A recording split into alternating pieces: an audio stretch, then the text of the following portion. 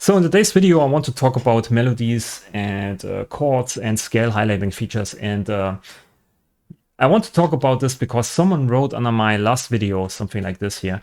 Maybe you know of some downside to this approach, but a note grid could be set up to emit just random melodies of all notes. And then that could be modified by a key filter. This is useful for people like me who know so little about music theory that I'm not sure how many semitones A is away from C. And I answer to this that it's not actually possible and you have to know this. And this brought me to the scale highlighting feature of Ableton Live, because a lot of people actually want to have this in Bitwig Studio also. And most of the times it's people who don't know that much about harmony theory and so on. I want to explain why these kind of tools kind of lie to you in a way. And also here the diatonic transposer of Bitwig Studio, which is called now Key Filter, is also kind of lying to you in a way. And I want to explain this here on this example of Ableton Live. So in Ableton Live, you can select the scale feature. So you switch this on and then you have your certain notes highlighted in green. And then you select your C major. And then, of course, all notes of C major are highlighted in green, which in fact are all the white notes or all the white keys on the keyboard. So now a beginner probably thinks, nice, I can paint on all these green things and play a melody and chords in C major, right? Wrong. It's actually not how it works. You not only selected here the scale of C major, you also selected the scale of D Dorian, you selected also E Phrygian, you selected F Lydian, you selected G Mixolydian, you also selected A minor, and you also selected B Locrian. And in what kind of key or scale you are playing your melody or your chords is decided by what kind of notes you use out of these green highlighted things, and how often do you play these notes and where these notes are in your melody. I hope this makes sense, because this defines the tonal center. And this one in the scale highlighting feature only shows you the keys that are needed for the C major scale. But like I said, you selected also a bunch of other scales and modes. And I want to show you this in an example in Bitwig Studio, and you can also do this in your own DAW. You don't need to have Bitwig Studio, of course. But for me, there is no other DAW. I don't know any other DAWs. I only know Bitwig Studio, so whatever. Okay, so we select here C major, which are all the... Actually, go back to this. We select all white notes, and I don't want to be racist. It just happens to be the case that C major is all the white keys. So we select this here. Pretty easy actually. And you can see we select all the white keys. So the piano roll in itself is a scale highlighter for the frequencies. So when you want a scale highlighting feature for the piano roll, what you actually want is a ruler for the ruler for the ruler, if this makes sense. So it's like how many levels you want to go deep, right? It's rulerception, basically, or scaleception. Okay, so we select here C major. So now we can use the key filter here and select C major. Same melody. Now we select D Dorian. Same melody. We select A minor. Same melody. So what's the problem here? We selected a different scale. Why does this sound the same? Like I said, all these modes, all these scales share the same keys. So it depends basically on you where you put these notes on these white keys to establish for the brain or for the ear the tonal center. To establish the tonal center, you have, for instance, for C major, you have to use, maybe, it's one trick, use C a lot in your melody. Like this, right? So the brain knows, oh, okay, we play in the key of C, and because we have all the other notes here, it looks like it's C major, okay? So this is how the brain works. And we can also establish the key center by, let's say, start on C and use maybe the dominant of C, which is always in all keys, in all modes, 7 semitones above the root. 1, 2, 3, 4, 5, 6, 7. So the dominant of C is G. The dominant is also, of course, the 5th note. This is the 4th, this is the 5th, and it's also called perfect because it's always the same in all keys, in all modes. It's always perfect. It's the perfect interval. The next perfect interval is the unison. Is 4th perfect? I don't think so. I'm not sure, right? But this is basically unison. So this C to C, right? It's perfect unison. That's how it's called. And it's actually behind the scenes, it's the frequency doubled. So if you have a frequency here, this is double the frequency, 2 times the frequency of this, always. So this C is double the frequency of this frequency. Okay, so this is how it works. Perfect unison. So here we have the dominant, the 5th, and we can use this in our melody.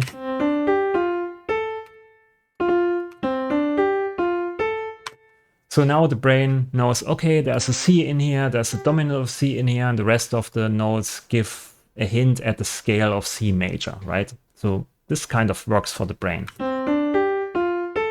And you can still switch to A minor, and it still sounds like a C major melody because we established the key center on C, and we use the dominant of C, and we maybe also ended up on C with our melody, right? So it doesn't matter what you change here. It always sounds like C major, even though you selected A minor or D Dorian.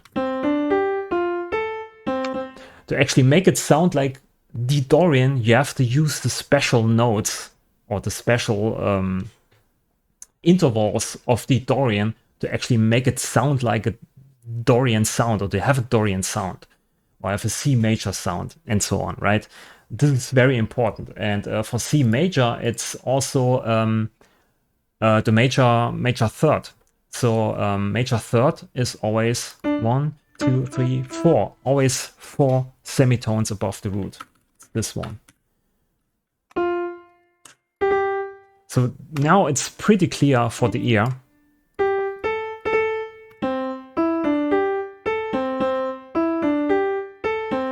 That we have a happy C major melody. We have the root in there, we have the major third in there, we have the dominant in there, and we have a bit of other notes here in between that gives the hint at the C major scale away. Okay. This is also something that you have to remember that's also useful, in my opinion, is to remember these intervals. Root note, the 5th, always 7 semitones above. 1, 2, 3, 4, 5, 6, 7. The minor third, 1, 2, 3. It's always 3 semitones. It's also a minor chord. Every minor scale starts with a minor chord. Major chord, which is a minor third, 1, 2, 3, 4. So remember these intervals, and you never get lost actually in making melodies or making chord progressions. It's more than you need. There are more tricks to that, but it's all you need. Then we have, of course, the 4th is always interesting, and the 4th is also 1, 2, 3, 4, 5, always 7 semitones above the root or below the root. But I want to go into that now. I just want to stick to the scales. So let's go back here to the melody. It's too much to pack actually into this video. So we have now a Z major melody. So now we want to convert this to an A minor melody. So what do we have to do actually to make this an A minor melody? So we have, of course, to use all the white keys, because A minor and C major use the same keys, but we have to establish the key center on A. So we have to probably pull this down 3 semitones to be on A. Also, we want to have the the dominant of A in there, 1, 2, 3, which is now 7 semitones above A, right? 1, 2, 3, 4, 5, 6, 7, it's E. And I think we have also here the minor third in there instead of the major third. So we have 1, 2, 3 semitones above the root. So now it sounds like a minor melody.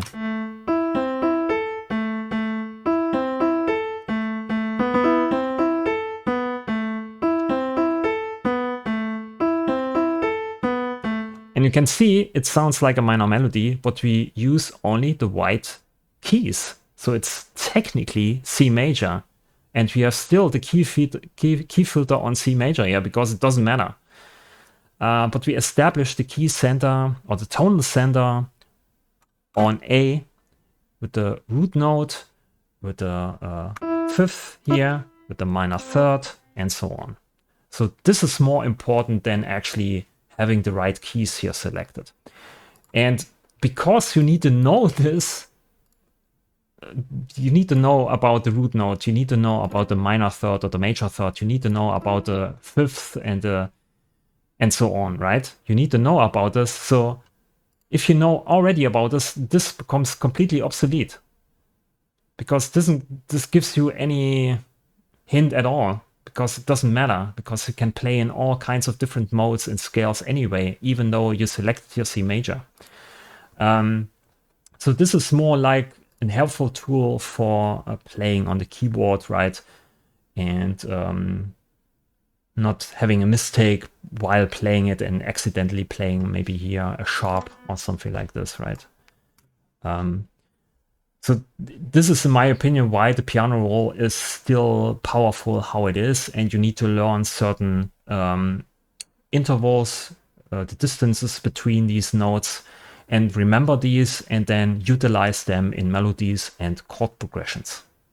Okay, so at the end of this video, I want to give some practical examples how you can actually utilize the piano roll for that. So first up, people always tend to use a weird scale to actually make a scale highlighting feature interesting. So let's say I want to write a song in B Mixolydian flat 6 or something like this, right? A weird scale. But it never happened actually for me or for anyone I know that produces music that you start up with a scale in mind and you define a scale first and then you write in that scale. In my opinion, music or harmony theory is made for describing what happened before. And what happened before is basically some accidents or something that you feel is right, and then you describe it. Also, when you watch, for instance, deadmau5 making chord progressions, or if you watch Hans Zimmer doing music, they all tend to stick to simple rules of how to utilize intervals, and then utilize this, and then end up in weird scales, in weird situations, in weird melodies, and so on. And I don't want to say scales are completely irrelevant and you don't need scales at all or something like this. It's just, you know, it's not that you need to be focused so much on this. It's actually not that super important because you can create a diatonic scale on the keyboard pretty easily. Like I said, just select all the white keys and then you start on A and you're on A minor, and you start on C and you're in C major. So you can build C major, a major scale, and you can build a minor scale. And then you can probably make 99% of all Western pop music in an instant without having any idea about music theory at all. So for instance, A minor, right? We select all the white keys, right? And then we stick to A, and we probably have some kind of pedal tone or some pad sound in the background that plays on A. Maybe it also plays the fifth additionally. And then you establish the key center, and then you use all the rest of the white keys here to play some kind of melody around this pad. And then you are in A minor. If you don't like A minor, you just switch everything, all notes around to maybe C sharp here. And guess what? You're now in C sharp minor.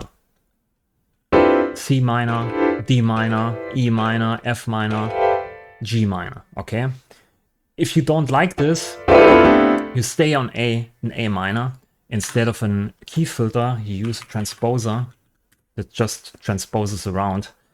And you say, well, I go 2 up, right? 2 semitones up, which is basically just this. So we end up on B instead of A. So now everything that comes out of here is B minor. Okay, we write in A minor on the piano roll because it's easy to remember all the white keys. We transpose everything up 2 semitones, so we end up with B minor. So this is an easy trick you can do if you want to write in a not familiar scale. Or you can say 5 up, right? So 1, 2, 3, 4, 5. It's D then. So we are on D minor now. I hope this is clear. You can also select all the white keys on C here. Use everything of C, so we play C major. We shift here 5 semitones up, which is 1, 2, 3, 4, 5, which is F. So we are writing in F major now. Can also delete this E. This is E Phrygian. So now playing here everything in E Phrygian. You don't want to use E as a root note, so you can say I want to play in C Phrygian, which is 1, 2, 3, 4 semitones down. So now we are writing here in E Phrygian, which is easy because it's all the white keys. But the transposer transposes everything down 4 semitones, so we end up on C Phrygian. Okay. You can also write the melody here in E Phrygian and then transpose it down to C, and then you end up here with some weird sharp keys in between, but you still are on C Phrygian. Okay, so you can utilize the piano roll for that pretty easily. What you also can do is, for instance, you can say I want to write a major chord. So this is a major chord, this is a minor chord, always 3 semitones above the root. The fifth stays in place, it's always 7 semitones, like I said. For all chords, the fifth is always in the same thing. Basically, the middle note decides what kind of chord you're playing. So this is minor, this is sus2, minor, major, sus4. Is it sus4? I don't know. Major, right? So you can play this and then go from there and switch around in different intervals. Maybe the same, so you can use minor third, 1, 2, 3 minor thirds. Let me see how this sounds.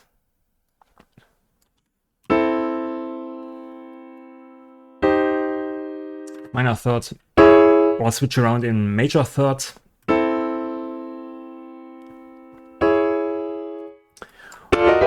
Or even in fifths, which is basically the circle of fifths. So you can switch around or go around the circle of fifth clockwise, right? So you have like this, which sounds a bit weird because these notes are too far apart. So we switch this down 1 octave, you pull this up because now the A is on A. So it sounds like this. You duplicate this, you switch up 1, 2, 3, 4, 5, 6, 7. It's not 7. 1, 2, 3, 4, 5, 6, 7. Oh, it's 7, right? So you have like this chord progression. A bit shorter, so we don't need to play this that long. 1, 2, 3, 4, 5, 6, 7. Down. Plus up. Ah, that's better.